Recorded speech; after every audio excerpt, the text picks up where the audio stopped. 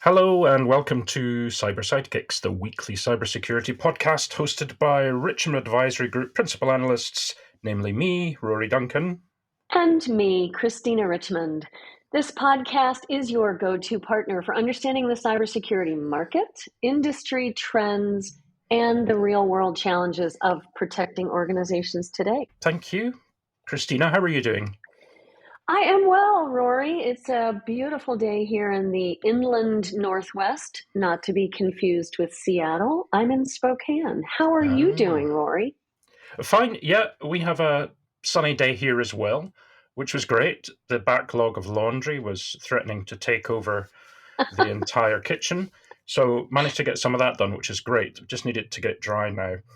Now, do you hang it? You hang it outside? Yes, we hang it outside. Even in the winter? Yeah, absolutely. Sometimes you bring it in and you have to kind of break it to fold it. But, you know, that's the way it goes. I think in Scotland, if it's not raining, if it's not actually raining, get your laundry outside because so often it's just stuck inside and you never get the chance. I love that. I love crisp, fresh laundry, but most Americans have dryers. So there you have it. Yeah, it's an unusual thing to have that here. I mean, the combi washer dryers are a thing, and they have got better. But having these sort of separate ones is quite unusual here in this country. Usually we just end up wearing old clothes from the summertime or Halloween costumes or, anything else that covers us up. Like that episode of The Simpsons when the Marge is in prison and Homer has to do the laundry. Of course he doesn't, and they end up wearing Halloween costumes. And I think Homer wears Marge's wedding dress. So that was okay. You've given me a whole new image. Yeah. Thank you very much for that. Fine. So I thought we maybe get started again with news because that seemed to work quite well on the last episode. Well, it certainly worked well for the Hungarians. Yes, we got some attention in Hungary. That's did. Incredible. Just to share it with the listeners, we were briefly at number 4 in the Apple Podcast technology section in Hungary. So I wanted just to give a special message for our Hungarian listeners out there, and that's Üdvös Köszönet, which is greetings and thank you, if I got the pronunciation correct. If we get lots of hate mail, it's probably because I said something awful. But yeah, Üdvös Köszönet, greetings and thank you. I love it. How long did it take you to get that down, Rory? Maybe only 4 or 5 hours. I don't know, something like that. Very kind of you. And thank you to our Hungarian listeners. We're really thrilled to have you following along. So first thing up, DeepSeek. Everybody's talking about it. I did a panel yesterday here in town. And quick shout out, Launchpad Inland Northwest hosted a panel on AI here in Spokane, and fabulous gathering of about 150 people.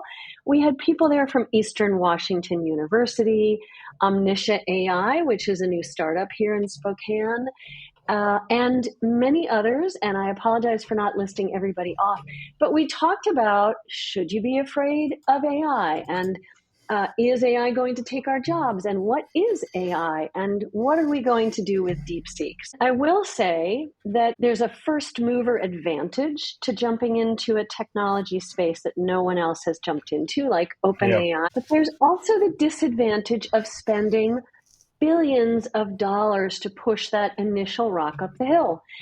And of course, DeepSeek is saying they did it for cheaper and faster. What do you think? What do you think about all this? Yeah, well, I put it in as the headline for a deep-seeking missile, kind of a play on the heat-seeking missile thing. And was that the day that the US AI industry kind of ended, had the bubble burst? Looking at the slump in share prices, particularly for NVIDIA, I think it had the largest one-day slide in share price of any company in history of the NASDAQ. I think something like that. It was a little bit alarming. But looking at it again, perhaps it's not as much of a surprise and certainly not as bad as it was. What interested me was perhaps the reaction from some of the companies involved. like OpenAI and others. Right. And there was a great newsletter by Josh Bernoff. He wrote the book on how to write a business book. He's a very good writer, and he works as a ghostwriter and so on. And his newsletter, which came out yesterday, I think number 79, the headline was, "Nobody whines louder than a disrupted disruptor." And I think the point he was making was that the OpenAI execs had quite a knee-jerk reaction. And many of them, of course, accused DeepSeek of cheating in some way.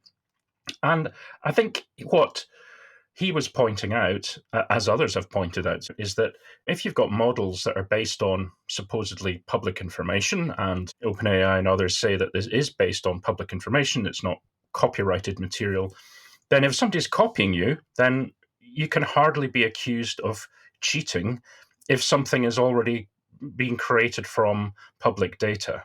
I think that's the point behind it. So for me, this is an inevitable situation. We've already seen the hundreds of billions that have been spent on developing AI models, as well as developing the technologies. The companies have to monetize it in some way, and I think expecting that monetization to come back to them with additional revenue on top kind of misses the point, the fact that, this technology will become cheaper and cheaper to reproduce. It's not just about the hardware, it's also about the software. Yes, there is this kind of separation between physical infrastructure and digital infrastructure, but this kind of increasing efficiency while reducing cost is an inevitable way that technology develops, right? Totally agree. And that was kind of the whole feeling last night at this event where I was on a panel. And there's this excitement about how we're moving forward and how AI is being brought into our lives on a daily basis and how this disruption is occurring. There's also the concern that potentially DeepSeek, and we don't know all of the backstory here, but potentially DeepSeek is not as secure an environment. Now, yes, Perplexity immediately added it to its model, so that's somewhat of an endorsement, right? But someone in my network on LinkedIn posted something about hacking the DeepSeek AI infrastructure by using simple recon. And he said, yeah, really. Ordinary subdomain enumeration, 2 assets exposing ports 9000 and 8123. Long story short, he said, we are facing an internal ClickHouse database that is part of the core infrastructure. Those assets exposed plain text chat messages, DeepSeek API keys, operational and sensitive data, and much, much more. No authentication, just publicly accessible over the internet. So I go into 2 lanes with this. On the one hand, I go, crikey, to use your term over there in the UK. Oh my goodness, this is scary. But on the other side, they have talked about how everything they're doing at DeepSeek is using open source. Yeah. I don't know where that open source comes from. I don't know if some of it is IP that maybe was liberated from elsewhere, which some people are implying, but it's open source technology. Does that also mean that all of the data going into the model and the fact that everything is exposed easily in this model should be open? I don't know. Yeah, I think that's the conundrum, right? If it's about the technology or if it's about the data that's used to train the model, they all kind of blend together. But the very ethos of open source was kind of mirroring the idea of the open internet, right? Free and easy access to everybody, everywhere, connecting communities and individuals together. And when you then start putting up barriers or gateways, when you start to make technology proprietary and then charge for it, if there are no or limited alternatives, that seems to go against things. I think perhaps getting to the point of this on DeepSeek that seems to perhaps be causing the most consternation is, to your point, the fact that it is open source or is supposed to be open source, because that begs the question whether it's original technology or not, whether it's proprietary data or technology or not, or whether it's just copying or mirroring what these other companies are doing. It's not being charged for, it's free. And I think that's the biggest issue. How do the tech companies get this investment back if a competitor who does an okay job, or even maybe not quite as good but enough, and that are not charging for it, how do they then recoup that? And I think we saw it this week, or was it last week, for anybody out there who has an Office 365 subscription, that suddenly Copilot is now included. So has the Google Gemini tools in Gmail and all of their tools.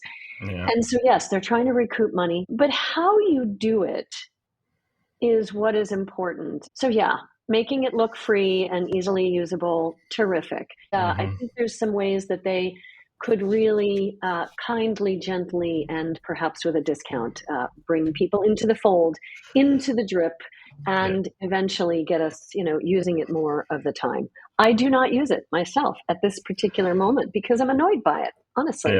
Yeah. So thanks for that, Christina. The next news story I thought we should talk about is probably one that we could talk a lot about. So what now for the US federal cybersecurity oversight? Now, the reason I mentioned that is because with the new regime, a new administration in the US, it's resulted in the sacking of many members of various review boards, including the Cyber Safety Review Board, the CSRB. Now, I had a look to see what those mean, and I'm sure you've got some good insights here, Christina.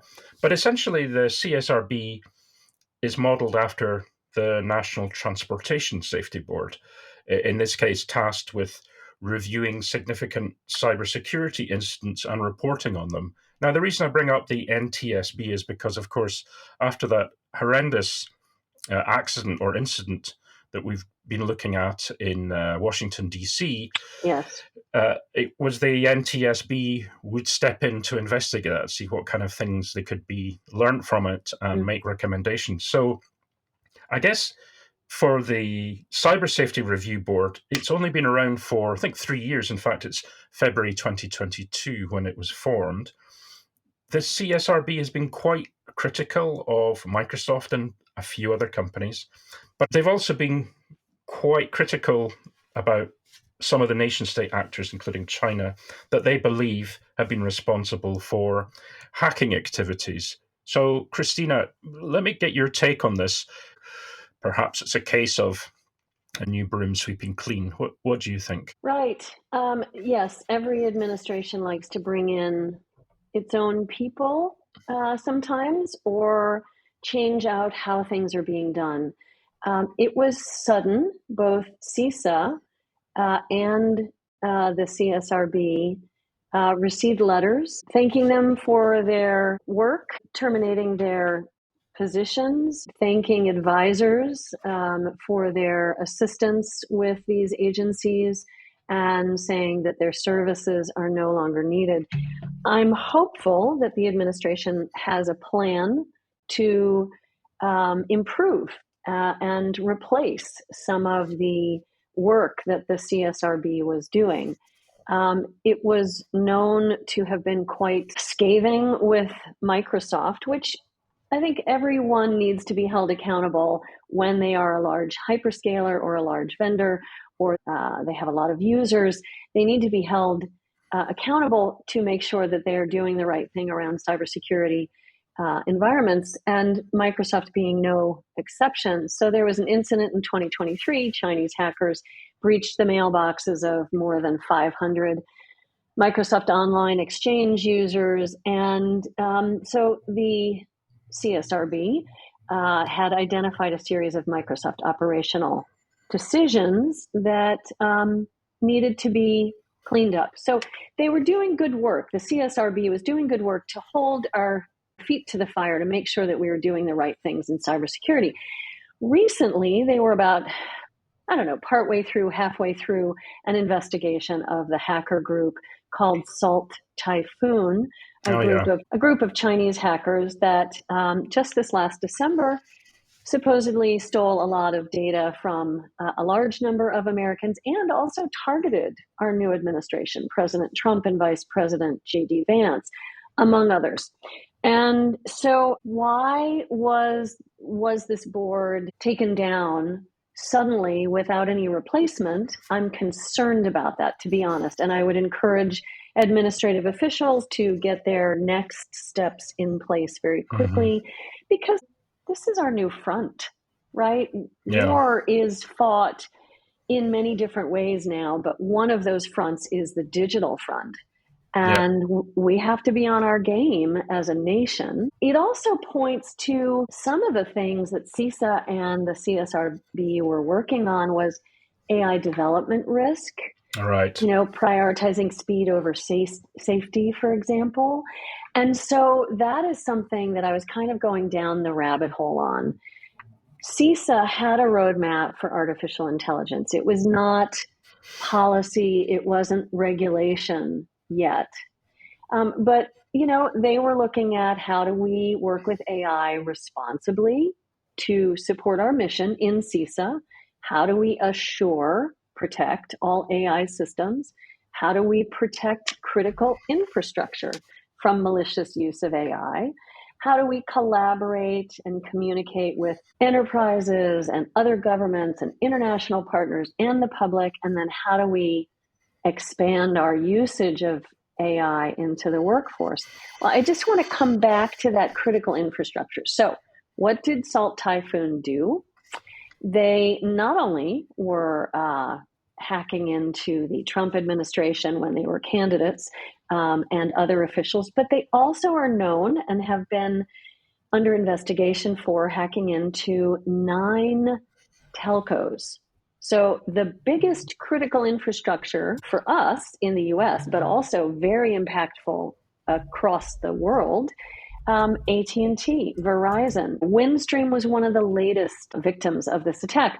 So anyway, let me toss it to you, Rory, because I think there is a huge dearth of regulatory control here in the US. I know that the EU is the first to act around AI systems and trying to put some kind of regulatory control. I know that they were looking at being risk-based and prohibiting certain practices and looking at high-risk AI. That's a really good point. It's interesting because now that the UK is out of the EU following Brexit, some of the things that we could talk about will be relevant. Others are really about having this kind of European model for borderless trade, physically as well as digitally. And these things kind of come together in one kind of philosophy.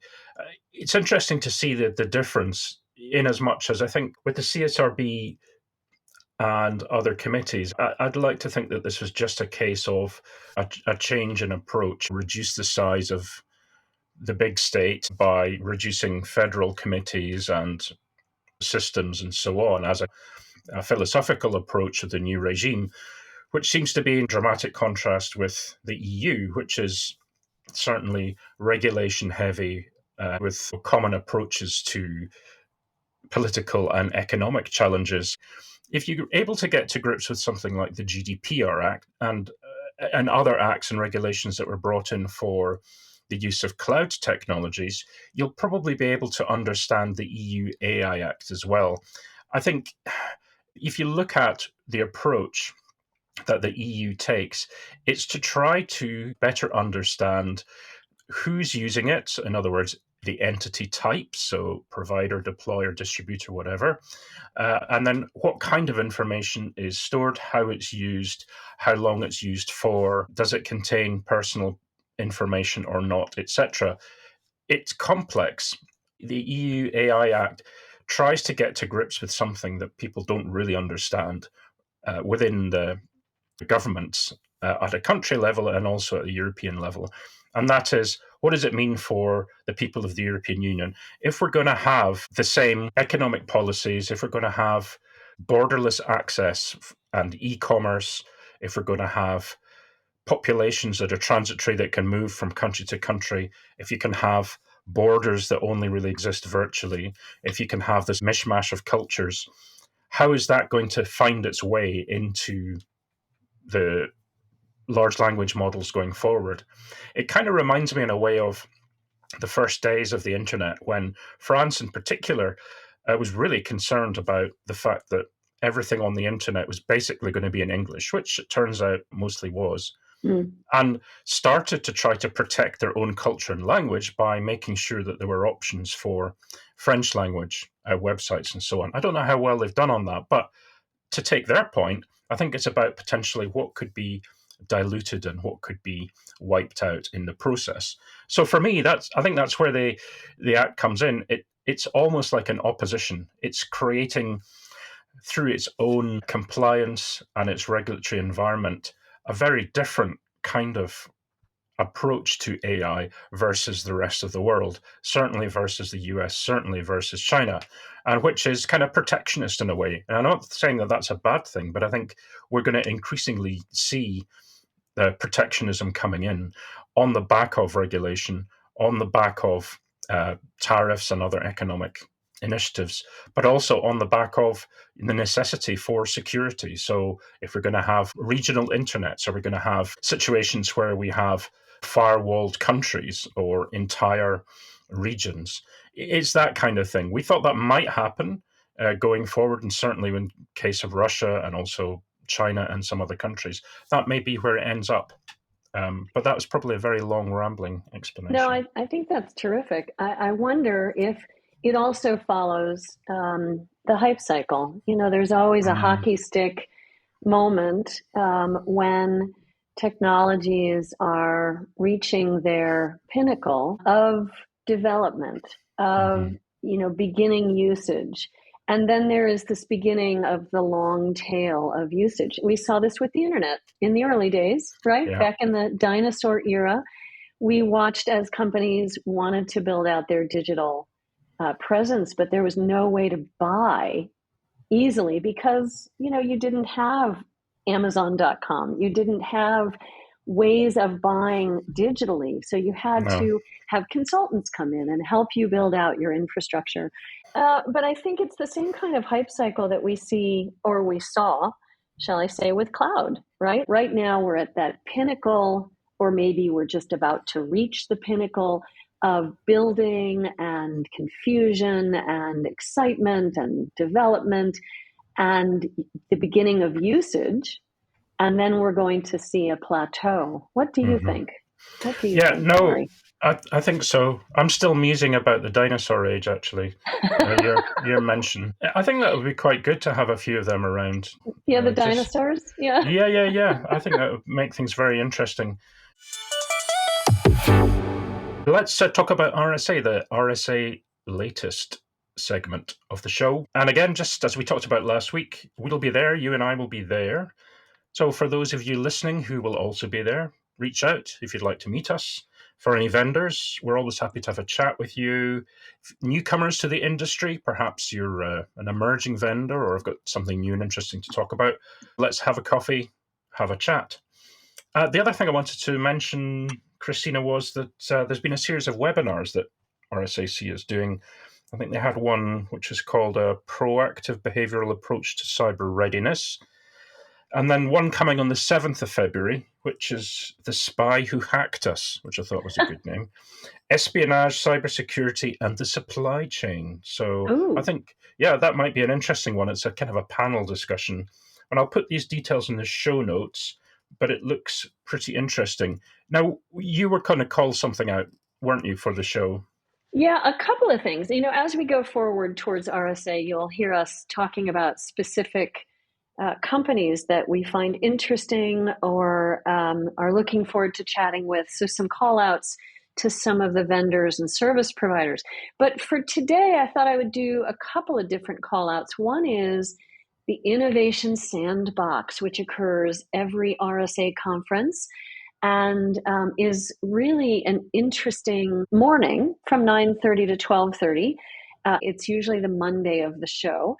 This one this year is going to be Monday, April 28th, 9:30 to 12:30. It'll be at the Moscone South Level 2.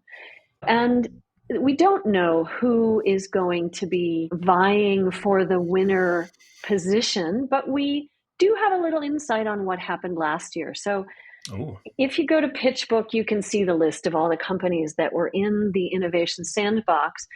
Folks like Bedrock Security, database monitoring and loss prevention, Vuln Check, which is security risk assessment and management, Reality Defender, which is an application security company, Mitiga Network Security. So all of these are very interesting, but the winner was Reality Defender. So Reality Defender does things like detecting generative AI, deepfakes, disinformation, voice spoofing, all kinds of different things. And so they were the winner last year. And it'll be really interesting to see who wins this year. So we'll be there. We will be in the audience 9:30 to 12:30 at the Innovation Sandbox.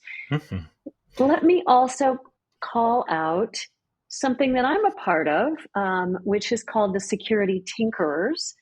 It is a group of security professionals that get together on Slack and have lovely conversations about all kinds of things in a private environment.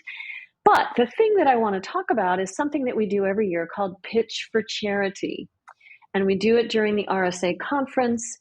And friend and wonderful CISO over at Crossbeam, Chris Castaldo, is running it again this year. He's done a great job in the last several years. This year, he has two big sponsors, Okta, who was our sponsor last year, and SentinelOne. And they will be donating a total of $100,000 to two, $100,000 to two amazing charities, CodePath and Hack the Hood. And I don't really know much about those two companies, so I'm going to go read up on them. But you can find Pitch for Charity through LinkedIn. I'm just trying to get the link here. We'll put it in the show notes. Yeah, right? we can do that. Easy. We can do that. It'll help our brains from our having a senior moment. I'm talking about me, obviously, not right. Christina. No, not me. Back to the dinosaur comment earlier, right? We're both dating ourselves.